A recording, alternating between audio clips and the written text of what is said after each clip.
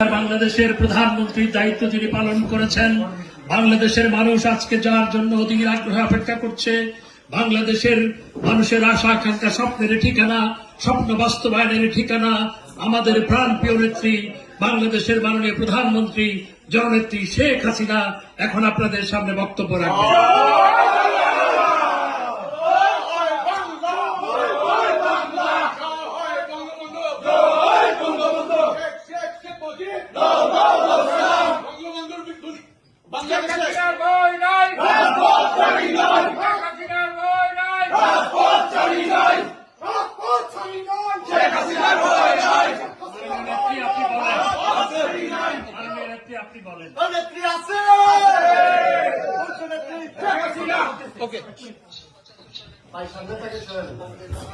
সামনে থেকে জায়গাতে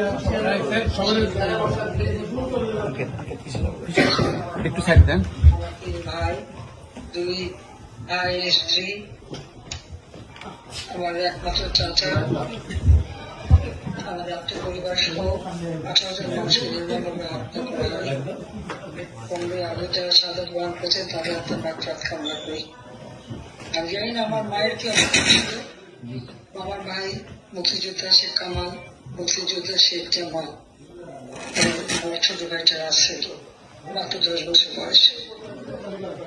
নাটকের নির্মম বুলেট একদিকে যেমন আমার বাবা জাতির পিতা বঙ্গবন্ধু শেখ মুজিবুর রহমান বাংলাদেশের রাষ্ট্রপতি ছিলেন, তাকে আমার পরিবারের সদস্য সকল কামাল আমলের নবপরিণীত মেয়েদের রং কখনো শুকায় নেই। খাতুনের বুলেটে বুকের রক্তের সাথে সেই মেয়েদের হাত ছিঁড়ে যায়, মেয়েদের রং ছিঁড়ে যায়। এইরকম নিষ্ঠুরতা আমার দাদা তো মুক্তিযোদ্ধা ছিলেন, পঙ্গু ছিলেন, তাকেও ছাড়েনি।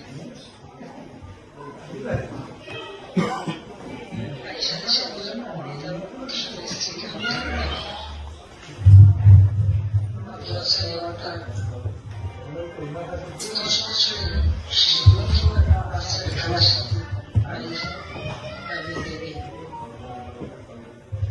আবুল হাসান আব্দুল্লাহ ছিল মুক্তিযোদ্ধা, তার সন্তান।